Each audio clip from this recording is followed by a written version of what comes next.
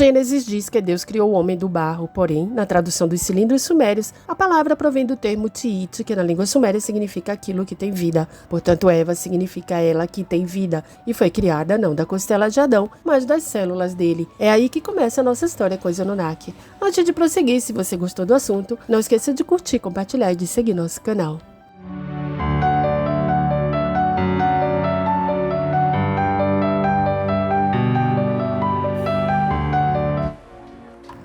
Bem-vindos ao nosso canal Espiritualidade Cósmica.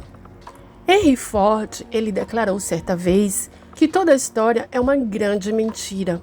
Uma vez encarados os fatos do passado que nós ocidentais aprendemos nas escolas, conclui-se que o Sr. Ford tinha toda a razão. Nesse vídeo de hoje vamos falar sobre os deuses que não eram deuses, mas extraterrestres que manipularam o DNA humano. Mas para quê? A versão do Gênesis está descrita nos cilindros sumérios, por isso, Deus está escrito no plural e há tantas contradições. No Gênesis diz que Deus criou o homem do barro. Porém, na tradução dos cilindros sumérios, Zecharia Sitchin diz que a palavra provém do termo ti-it, que na língua suméria significa aquilo que tem vida, ou seja, células. O termo ti em sumeriano tem dois significados, serve tanto para a costela como para a vida. Portanto, Eva, que significa ela que tem vida, foi criada não da costela de Adão, mas das células dele. É aí que começa o relato da hibridização humana feita pelos Anunnaki. Zecharia Sitchin, que traduziu as tabuletas sumerianas, foi um dos poucos acadêmicos capazes de ler as tabuletas de Agila e interpretar o sumeriano antigo e acadiano, que eram as línguas usadas na antiga Mesopotâmia. Mas antes de prosseguir, eu vou fazer uma observação. Muitas pessoas falam, eu já ouvi algumas pessoas dizerem que Zecharia, ele é da Cabala, como se essa tradução dele fosse uma invenção da cabeça dele. Olha só, a tradução de uma língua morta requer muito estudo, conhecimento e analogias com outras línguas mortas. As línguas mortas são as línguas em desuso, como sumeriano, acadiano, egípcio, antigo, são essas línguas antigas. Os caracteres dessas línguas antigas eram limitados, assim como a própria língua era. Então, muitas vezes, esses caracteres que não eram alfabeto, que seja claro, eles tinham mais de um significado, porque funcionava dentro de um contexto, por exemplo, e dentro de outro contexto, aquele significado, ele já não se enquadrava. O que queria dizer que aquele caractere tinha mais de um significado.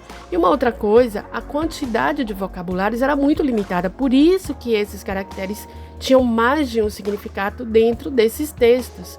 Tanto é que muitas traduções antigas ainda hoje causam polêmicas por esse motivo.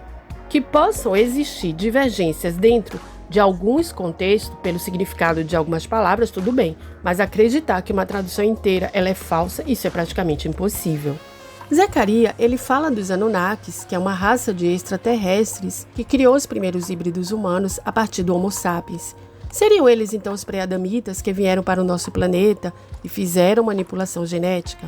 Sabemos, pelos textos antigos dos sumérios e através das gerações, que os Anunnaki eram os antepassados da humanidade. Ou seja, o que eu quero dizer aqui, através das gerações, que para os próprios sumérios, essa história dos Anunnaki era uma história remota para eles, mas é o que eles sabiam sobre a origem do homem. Então, de acordo com os textos antigos, os Igigi, que eram considerados deuses menores, eles viviam aqui no nosso planeta, na região do rio Tigre e Eufrates, onde hoje é o Iraque, mas eles viviam em situação de trabalhos forçados e também numa grande miséria.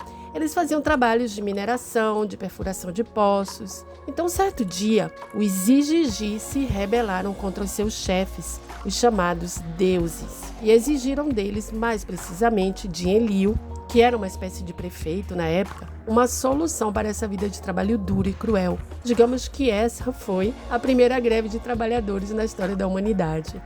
Aliás, para ser bem clara, os Anunnaki eles nem eram humanos como nós, e isso fica muito claro nos textos antigos.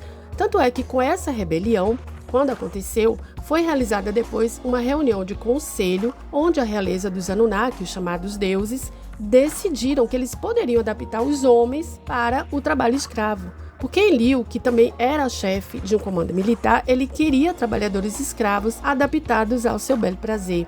O irmão de Enlil, Enki, conhecido como Ea, era um cientista e ele ficou com a missão de adaptar geneticamente o Homo sapiens para substituir os Igigi no trabalho duro que eles faziam, porque os humanos naquela fase ainda estavam em evolução, então eles não tinham provavelmente a capacidade cognitiva de executar esses trabalhos.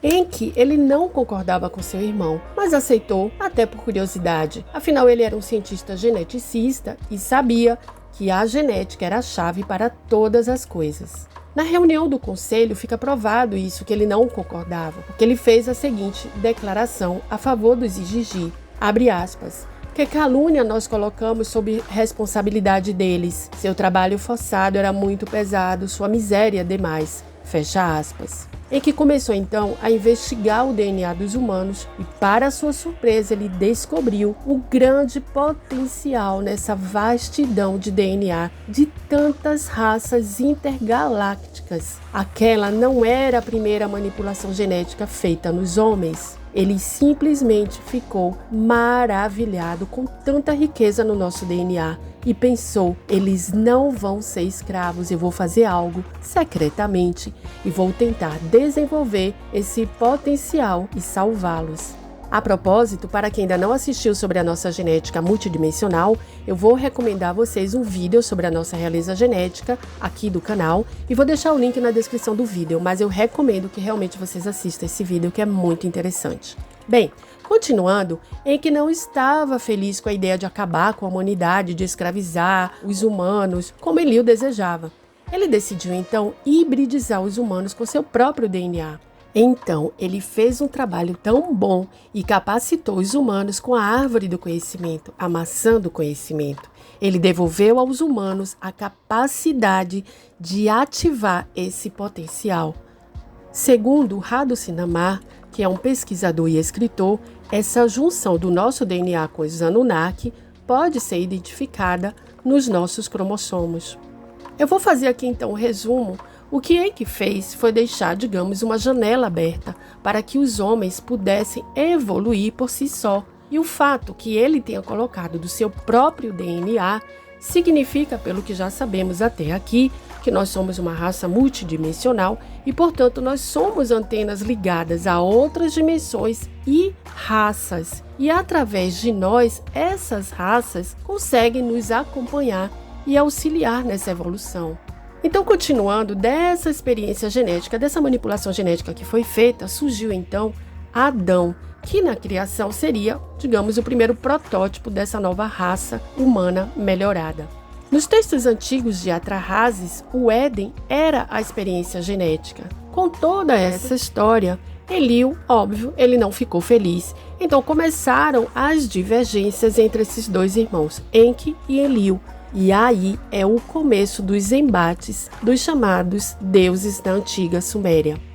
Os diferentes deuses na história antiga, eles podem representar o mesmo aspecto do extraterrestre antigo. Então o que eu quero dizer com isso? Que dessas civilizações antigas, tanto do Egito como da Grécia, eles vão ter histórias de deuses. Então, na própria mitologia, essa mitologia ela vai mais ou menos repetir essa história desses dois irmãos, mas com outros nomes de outros deuses. Então, é como se toda a história fosse única lá no passado remoto, e essas civilizações elas trazem essa história contada de acordo com seus próprios mitos, como, por exemplo, a luta entre Osíris e Sete no Antigo Egito.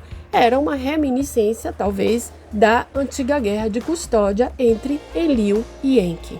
Então, eu fico por aqui com muita gratidão no coração. Espero que vocês tenham gostado, mas não esqueçam, gente, por favor, de curtir, compartilhar, de seguir nosso canal para quem está aqui pela primeira vez.